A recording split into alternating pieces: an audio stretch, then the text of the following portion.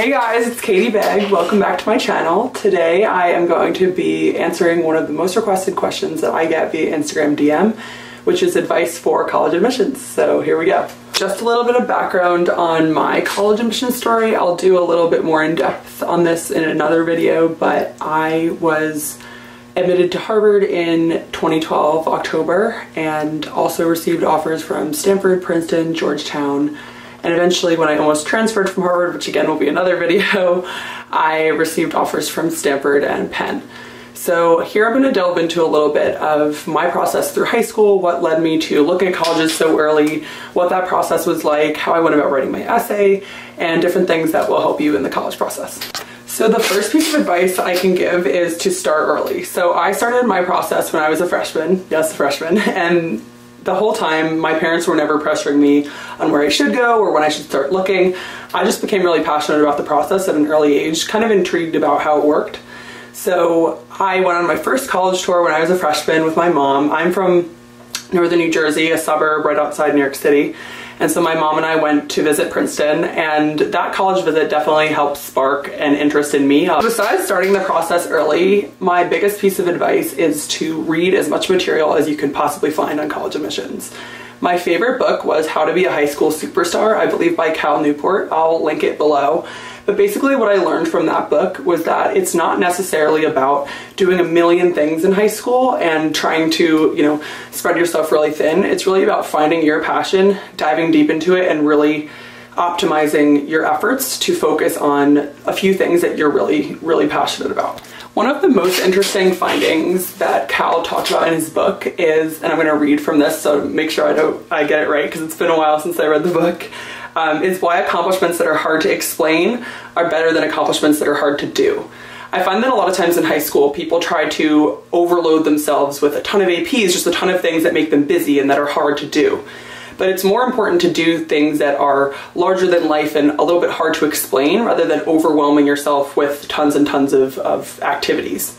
So when I was a freshman, I was really interested in lacrosse. I eventually got a varsity letter as a freshman and thought I would be playing all 4 years. What ended up happening though is I kind of realized that my true passion was in triathlon, and triathlon was not a varsity sport in high school. But what I decided was, instead of overwhelming myself in being a varsity lacrosse player and also doing triathlons, I should just specialize my focus and really focus in on triathlons. While that was a tough decision at first, I really ended up being so much happier because of it, because I was able to focus in on triathlon as my center and do lots of different things that were tangentially related to it. So when I was a junior in high school, I founded this organization called Young Tri that connected young triathletes worldwide.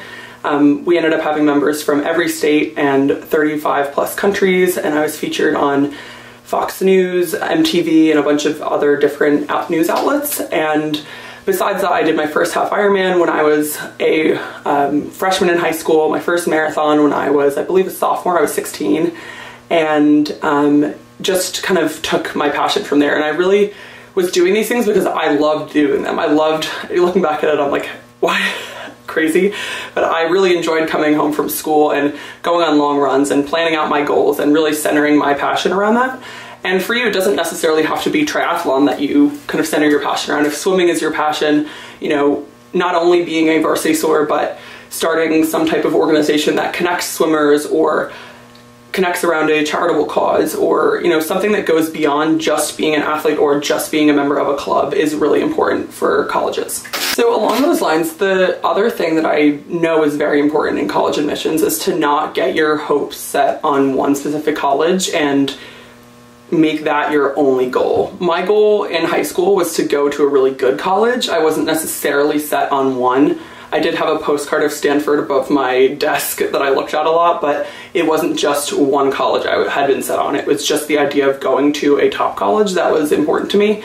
And based on your interests and things that you're specializing in, say that you want to be a nurse, you could focus on really good nursing schools like Villanova or Penn, just depending on your interests. So that's one thing that I really try to stress to people, is that no matter what you do, even if you have a perfect score and you have really great activities and so many different things, it's still a bit of a wild card whether you're going to get into one specific school. But if you play your cards right, get good scores, and are really involved in something that you're passionate about and that makes you interesting and makes you, you will get accepted to at least one of your schools that you're trying to.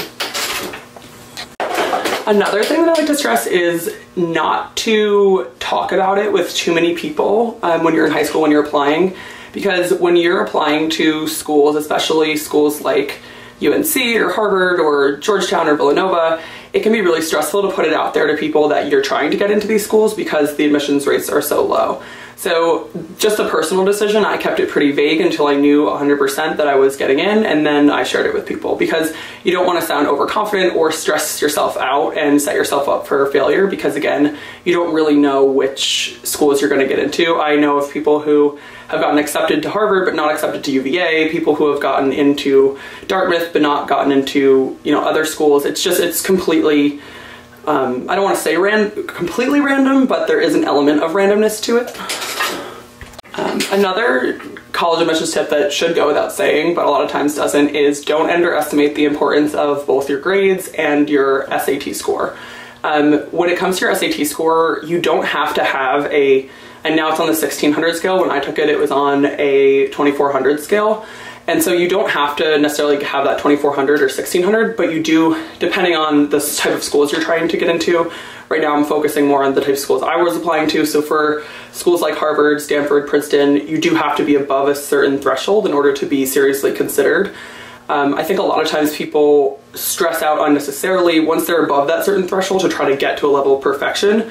Once I passed the level of threshold that I knew would be acceptable to these types of schools, I focused my efforts elsewhere, which I think is super important.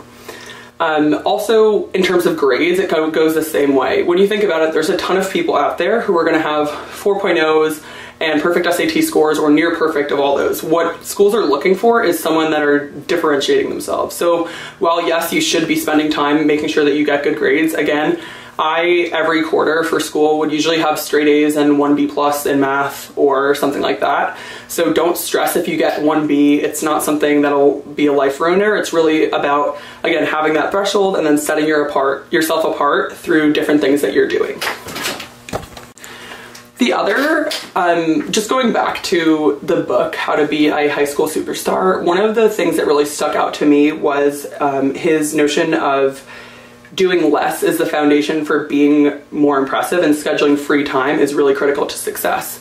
And that was a notion that I really took to heart in high school. I never went to bed past 11 p.m. on a weekday from doing work. I was really well regimented with my time and scheduled free time in the weekends and during the week to do things that I enjoyed. And that allowed me to have my creativity flow more, think about different things that I enjoyed doing and pursue those activities. So for me, it wasn't starting Young Tribe because it would look good on a college application. It was starting Young Tribe because I was really interested in triathlon and wanted to find a way to connect with other people worldwide, and that ended up being a big part of my college application. So thinking of it in that way, thinking of just something that will follow the Saturday morning test, which basically means that if you get up on a free Saturday morning, will you want to be spending your time on this project? And if the answer is yes, then go for it. If it's not, then you're going to find throughout high school that the more time that you spend on it, it becomes more exhausting and not as enjoyable.